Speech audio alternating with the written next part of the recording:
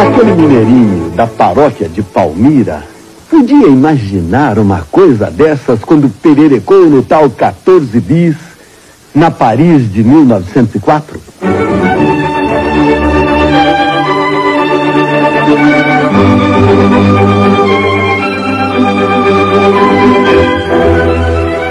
Ele podia imaginar tanta mudança?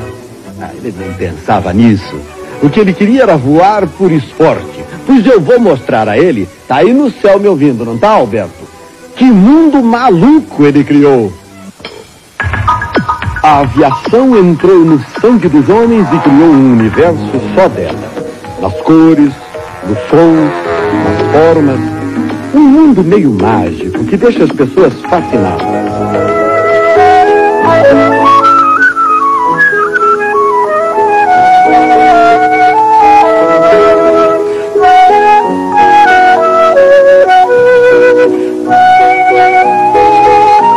E aeroporto é uma coisa encantada. Já deu 000 fitas de cinema. Deu drama, deu suspense, deu aventura, deu romance. E cada aeroporto é um cenário cinematográfico. Um cenário de encontros e reencontros. Um palco em que se desenrolam 1000 histórias por dia, representadas por 1000 diferentes personagens. Um espetáculo permanente que fica em cartaz os 365 dias do ano.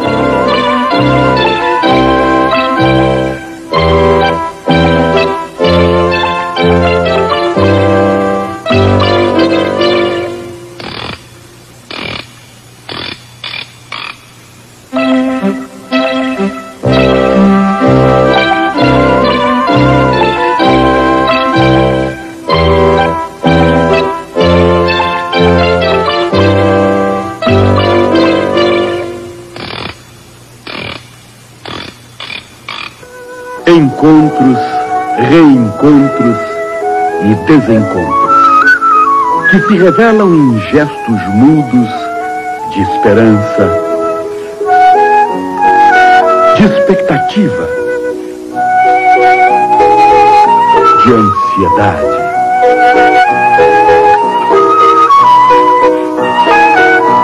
de tensão, quase de desespero. Até que a pessoa esperada chega.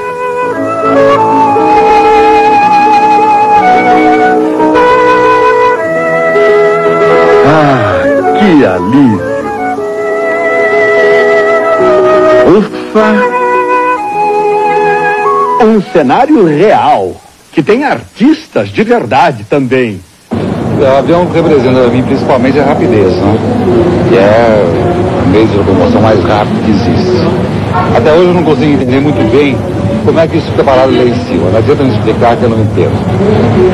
Eu acho que a viagem de avião, ela perdeu um pouco do mistério, né? Não existe mais mistério na viagem.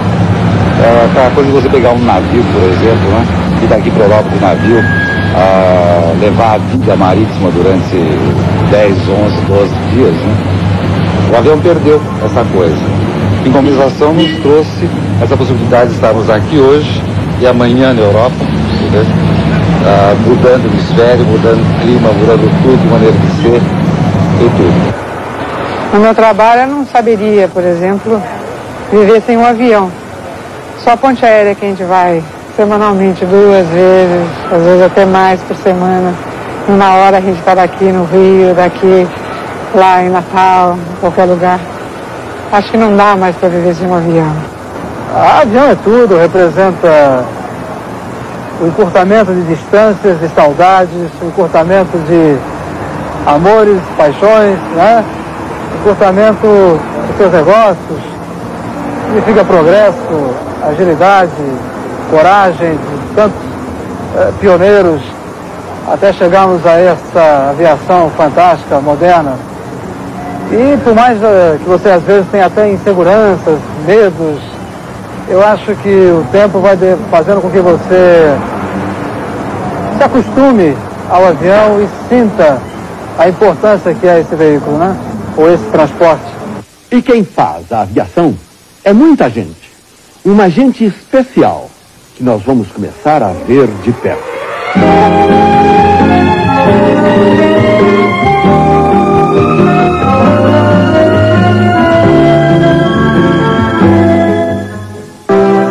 Querida, pois não? O jantar estava delicioso. Dê meus parabéns ao cozinheiro. Me acompanhe. A senhora vai cumprimentá-lo pessoalmente. Esta é a cozinha da Varig. Quanta gente! Um pouquinho grande, né? São mais de 600 pessoas em 4 andares. Aqui tudo é controlado e esterilizado. Que limpeza! Aqui são preparadas mais de 10.000 refeições por dia. Não só para a Varig, mas para outras importantes companhias também. Sem esforço, nós podemos até dobrar essa produção. Mas é muita coisa. São mais de 50 pratos diferentes. Posso provar um? Esse é o catering da Varig, o maior complexo de serviço de bordo da América Latina. Puxa, essas coisas deixam a gente com orgulho de ser brasileira. Mas é muita gente, querida. Posso dar os parabéns para você? Varig, a nossa Varig. Old Master, música. Perguntar o que eu preciso, como vou indo. Esses 3 são comissários de bordo e estão tomando o café da manhã, ou melhor, o café da madrugada, e vão voar daqui a pouco. A profissão hoje em dia, pelo que eles dizem, é mamão com açúcar, pelo menos para os passageiros. Antigamente era diferente. Que o diga o comandante Mamana, que fundou a Real Aerovias em 1946. Era ele mesmo que pilotava e servia o café. Porque na linha de São Paulo se oferecia somente café e água. Nas rotas mais longas havia um lanche, que era uma caixa de papelão, que normalmente o menu era meio frango assado, mais uma sobremesa, uns pedacinhos de mamão, mais uma banana, uma fruta dessas, e este era o almoço. A aeromoça virou uma personagem querida de todo mundo e tornou-se um mito da aviação moderna. Uma vez eu estava lá de uma senhora que estava com medo louco, quando o avião ia pousar, que abre o flap é aquela parte da asa que abre assim, né? Abaixa para o avião pousar. Na hora que ela viu aquela parte se mexendo, ela falou: moço, a asa está despencando aqui do meu lado.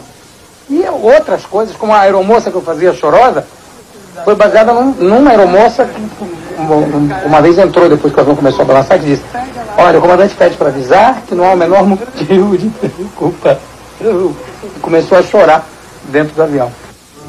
As aeromoças, isto é, os comissários de bordo, que hoje tem homem e mulher, são umas mães a bordo. Nem bem o avião sobe e já estão ali servindo a gente. E como servem? No ano passado, só uma empresa aérea serviu o seguinte: de arroz, 1.800.000 porções. De batata, 1 milhão de porções. De peito de frango, 800.000. De filé mignon, 650.000. E do tal de breakfast, foram devorados 680.000. Chego em casa, não quero ver nem óleo de comida. Para limpar tantas bocas, alguém tem que estar lá na retaguarda. Como Dona Glória, que dobra 2.400 guardanapos por dia.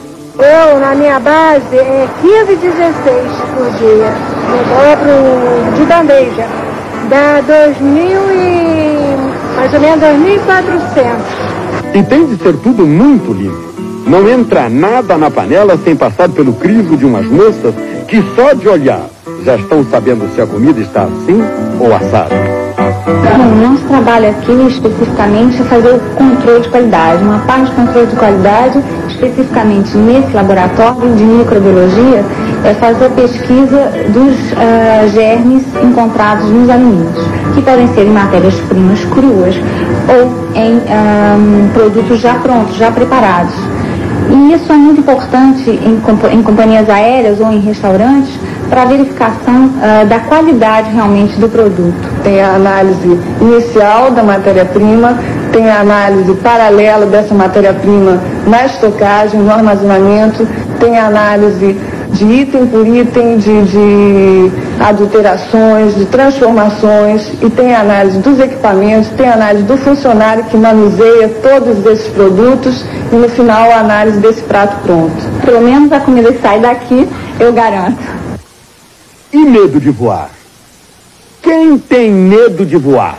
Foi por medo de avião que eu segurei pela primeira vez a tua mão.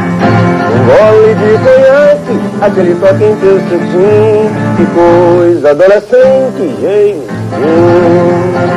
Foi por medo de avião que eu segurei pela primeira vez a tua mão. Não fico mais nervoso, você já não grita, e a aeromoça sexy fica mais bonita.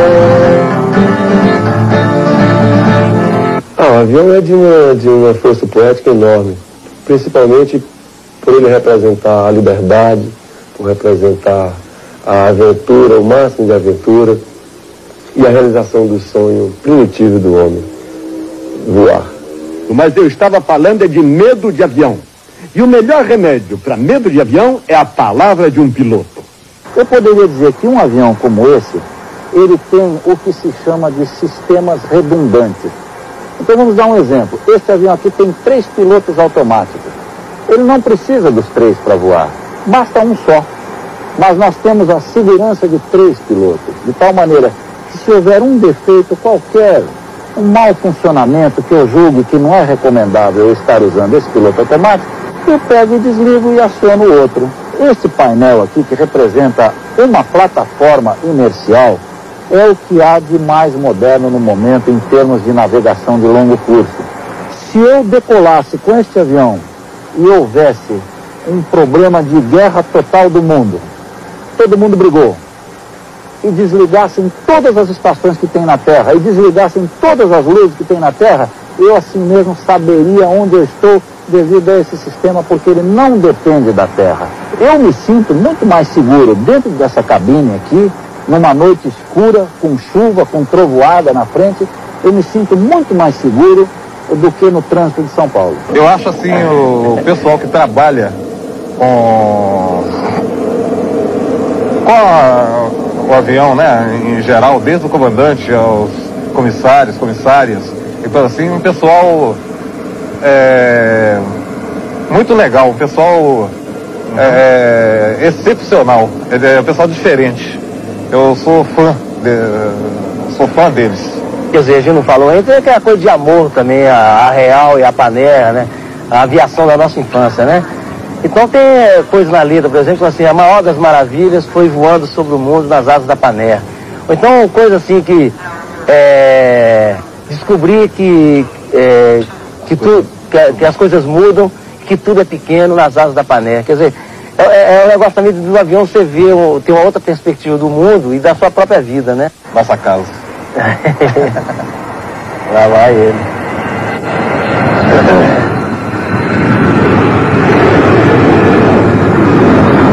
Bonito, né?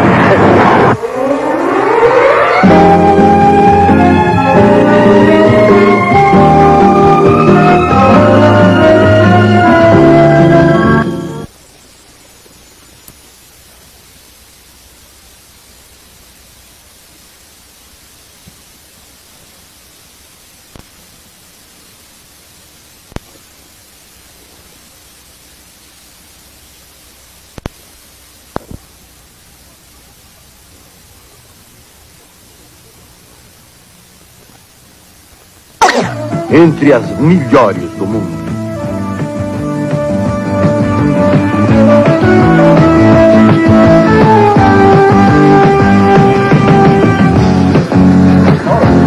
Hoje é isso que se vê.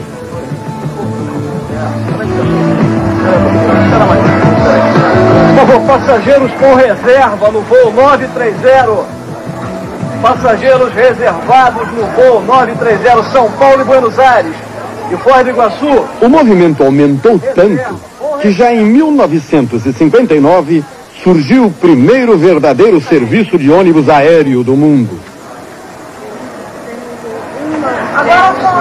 Ponte aérea das 16h30 para 03136-376. A Ponte Aérea Rio-São Paulo. Começando para embarque, sala 2.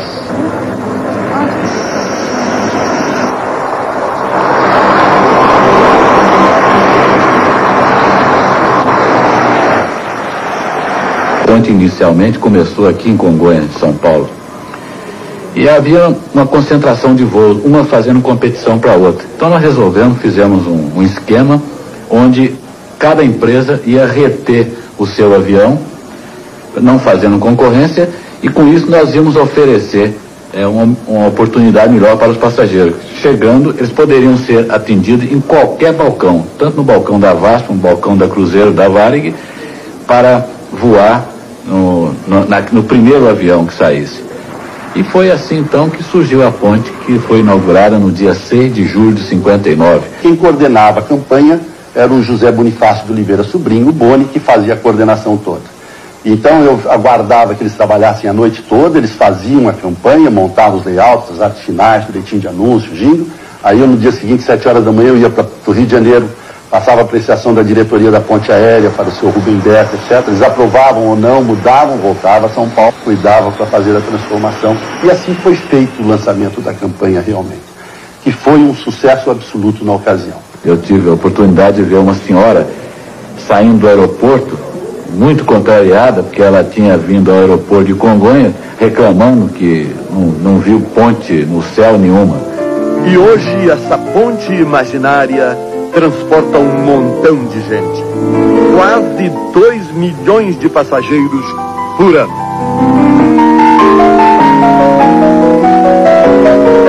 O primeiro voo internacional de uma companhia brasileira foi para Montevidéu, em 1942. Mas a linha Rio-Nova York, inaugurada pela Varig também, 13 anos depois, é que marcava os novos tempos e a festa das viagens internacionais.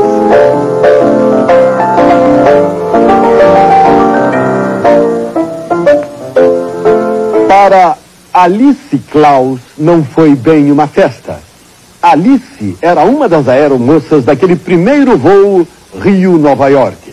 Creio que toda a tripulação, pelo menos de cabine, acordou às 4 horas da manhã. Fomos ao aeroporto, onde deveríamos nos apresentar às 6 horas. Seriam 2 horas antes do voo, e o voo deveria sair às 8 da manhã. Então, para quem já acordou às 4 horas, 8 horas da manhã já está um pouco cansado. Tínhamos que conferir todo o equipamento de comissaria e decolamos. Muitos convidados, pessoas importantes de Porto Alegre, que foram até São Paulo. Em São Paulo nós fizemos depois alguns voos de familiarização para convidados de São Paulo. Fomos ao Rio e a nossa decolagem estava prevista para a noite. E propriamente dito, o voo começou no Rio de Janeiro. Nós chegamos em Nova York às 21 horas no dia seguinte. De lá pra cá, quanta coisa mudou. Para melhor. E bota melhor nisso.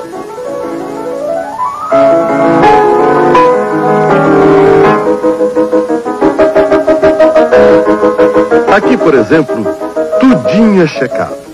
De um pequeno parafuso ao sofisticado computador. Não passa nada sem o crivo e a atenção desses senhores, que conhecem com a palma da mão cada pedacinho desse pássaro metálico.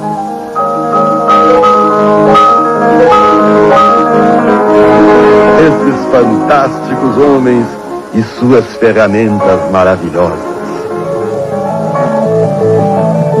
Isso não é uma cabine de avião, é o simulador de voo, o mais moderno sistema de treinamento de pilotos. Aqui o piloto tem a nítida sensação de sons, imagens e movimentos idênticos ao de um avião de verdade. O computador é capaz de criar vistas de cidades e pistas do mundo inteiro. Quem sai dos testes, sai craque.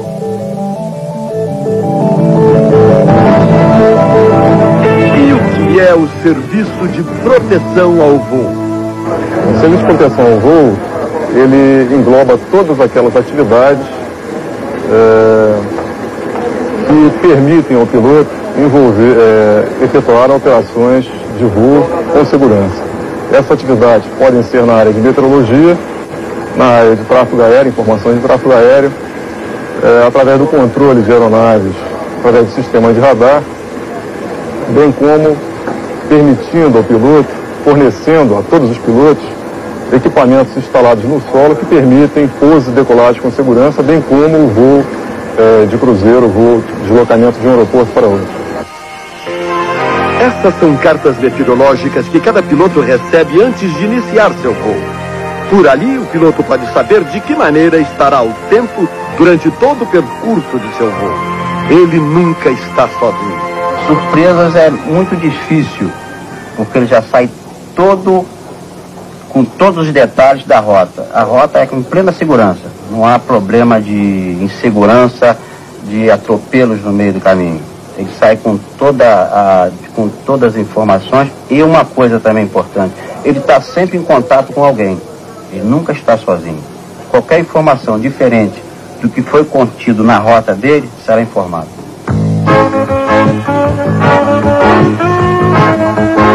Tem computador no avião e fora dele. Sem ele seria impossível atender a todo mundo. Só aqui são atendidas mais de 3.500 ligações diárias. Facilita tanto o trabalho que por telefone você pode ter informações sobre todos os voos mundiais, hotéis e até reserva de poltronas.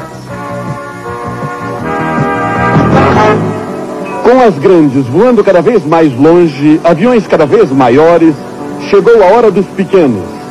E da indústria aeronáutica brasileira também. O primeiro Bandeirante nascia há 21 anos e hoje é apenas um dos aviões feitos pela Embraer, que está até exportando. O Brasil é um país enorme, com distâncias continentais dentro do país e, evidentemente, o transporte executivo a jato é essencial para cobrir essas distâncias.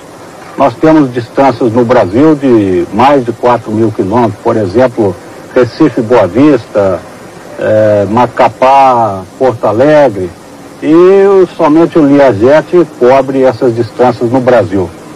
As empresas regionais terão um papel cada vez mais importante no cenário da aviação comercial brasileira. De resto, a aviação comercial brasileira tem tido um crescimento bastante sensível nos últimos anos, o que as estatísticas têm comprovado. Né? O homem de São Paulo, quando vai ao interior, quer ir e voltar no mesmo dia. E o homem do interior, quando vem a São Paulo, quer pernoitar e voltar no outro dia. Por que será que o homem do interior prefere sempre pernoitar na capital, hein? A aviação pequena tem sua história e suas histórias.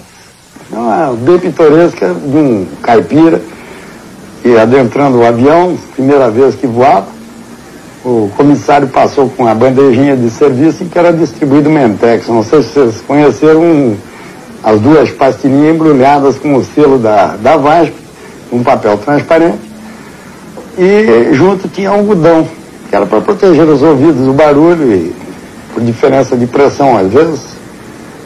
E o caipira perguntou ao comissário para que servia aquelas duas pastilhinhas. E o comissário, não se expressando muito bem, disse que era muito bom para o ouvido. Eis que o comissário vai até a frente da cabine e quando volta está lá o caipira com os dois Mentex colocado nos ouvidos. E numa viagem dessa para Recife, né? O passageiro embarcou e tal, quando chegando em Recife, a família esperando, perguntou, como é, gostou da viagem? Porque quando se falava em viagem, ninguém falava em termos de conforto de avião, falava em termos de alimentação, porque eu sei que viajar, todo mundo queria saber o que havia comida e tal. E naquela época também era comida, estava começando a comida quente no avião. Mas gostou do avião? Ah, gostei, a comida quente, imagina, ótimo e tal, uma beleza e tal. Ora, só não gostei dos chicletes. Mas como não gostou do chiclete? Não gostei. Achei assim uma coisa muito aguada, sabe? Mas como aguada? É que naquele dia nós estávamos introduzindo no avião aquelas toalhinhas chuá. O senhor comandante que amarrava a galinha pelas pernas, soltava pela portinhola, né, do comando, e a galinha passava pelas janelas dos passageiros. Então aquilo era feito com cordinha de puxar e largar a cordinha, pô, era uma coisa de louco o passageiro observar uma galinha passar por ele voando. Tristeza e alegria. Nenhuma outra atividade humana reúne tanta emoção. Lágrimas, risos, o tempo todo. Nos jatões de hoje, como nos DC-3 de ontem. O DC-3 foi o primeiro avião, digamos, grande, a entrar na aviação comercial. Ele veio direto da Segunda Guerra e deixou de transportar soldados para transportar pacíficos passageiros. Pacíficos, mas não menos corajosos, que a coisa não era nada fácil. Primeiro nós tivemos problemas com as cadeiras. Não havia cadeiras de avião no Brasil, nem fábricas. Nós não tínhamos jeito de importar dos Estados Unidos. Então o Linneu conhecia um decorador, e conhecia desse decorador um homem que fazia móveis de aço, e nós pegamos uma cadeira de Douglas e copiamos e fizemos a cadeira aqui em São Paulo com os mecanismos de andar para trás. E depois, na parte de isolamento acústico, naquela época sugeriu-se que Eucatex. Imagine forrar um Douglas por dentro de Eucatex, e assim foi feito. O DC-3 nasceu heróico, porque foi ele também que escreveu a história do Correio Aéreo Nacional, o CAN, um dos xodós da aviação brasileira. Quem voou com ele jamais esquece. Realmente a gente no Correio Aéreo sentiu uma consciência muito forte do dever a cumprir e depois do dever cumprido, né?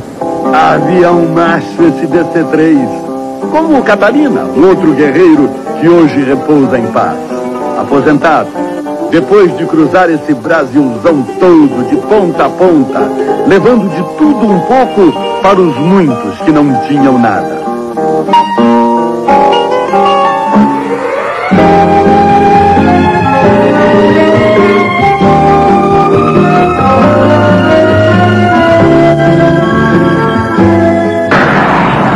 Para ser comissário, eu tive que aprender um monte de coisas. Onde o senhor aprendeu? Aqui mesmo. Vem ver, vem ver. É uma escola? É um dos centros de treinamento da Varig. Isso aqui é uma aula para técnicos de outras companhias. E da Varig também. Mas não dá para entender nada. É que eles não são do Brasil. É aqui onde eu aprendi e continuo treinando sempre. Olha lá. Quanta coisa! A Varig dá mais de 900 cursos por ano, no Brasil e no exterior. Tio, tá mexendo! Isso é um simulador de voo para aviões de grande porte. Serve para treinar pilotos e técnicos em todas as situações de voo. Faz tudo o que um avião de verdade faz.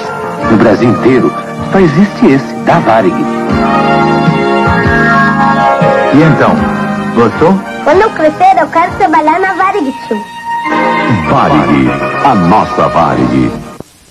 Que é esporte, ciências, artes, religião, negócios, tudo agora é a jato. Desde jato UTI a jato presidencial. O jato UTI é para cuidar dos corações, um pronto-socorro voador.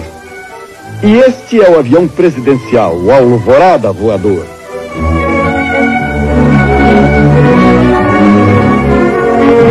A solicitação de uma missão varia muito com respeito à antecedência.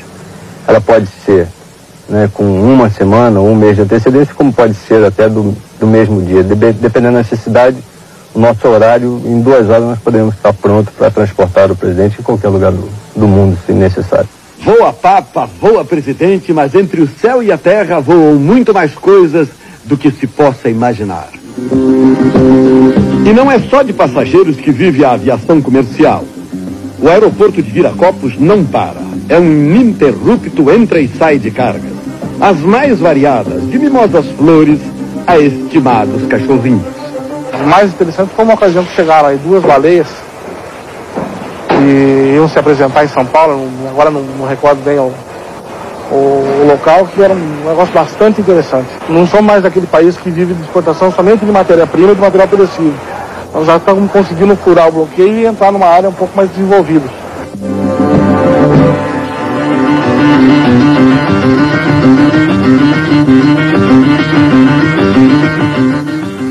Se foi um brasileiro que imaginou tudo isso, aquele mineirinho da paróquia de Palmira, por que parar de sonhar os melhores sonhos?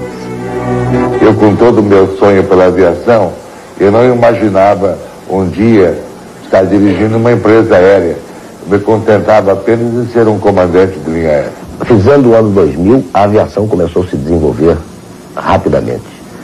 Hoje, nós temos aí saindo, por exemplo, o avião 737-300, que é um avião com menos ruído, com menos consumo de combustível e por aí afora. Sem aviação no Brasil, seria inimaginável uma economia dinâmica. O sonho da circunnavegação do nosso globo, ele praticamente já encontra-se quase que 3/4 partes realizado. E eu espero que ainda antes da virada do século, possamos, dentro de planos que já temos, com a necessária maturação, completar esse sonho pioneiro que era do seu Berta e que passou a ser de todos nós. É uma paixão, uma fissura, que dá prazer para muitos só de olhar. É uma paixão que não tem preço, né? Às vezes alguém chega e diz, qual é o preço desse modelo? Eu espero chegar no asilo fazendo um avião. Então, comecei a montar meu pequeno museu. Quer dizer, talvez de um aviãozinho voando por aí, eu tenho 1000 aviãozinhos e quem voa é a minha mente. Como diz, a aviação é uma cachaça, né? Quem gostou dela não larga mais. Né?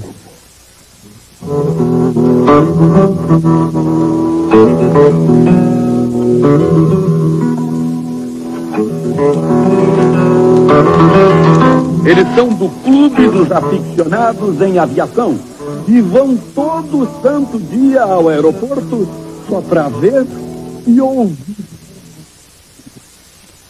Representa para nós o veículo de paz.